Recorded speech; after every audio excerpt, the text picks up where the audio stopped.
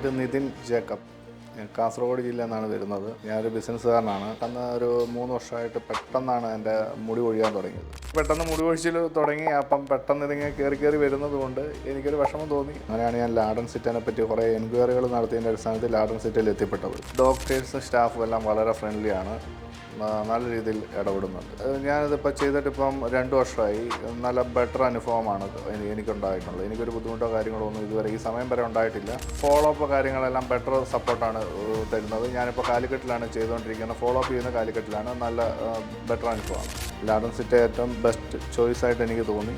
അവർ നല്ല ബെറ്ററായിട്ട് എനിക്ക് ചെയ്തു തന്നു. അതിലൊരുപാട് സന്തോഷമുണ്ട്. ഇപ്പോൾ ഈ കാണുന്ന ഈ അവസ്ഥയിലേക്ക് ലാഡൻ സിറ്റിയാണ് നമ്മൾ എത്തിക്കുന്നത്.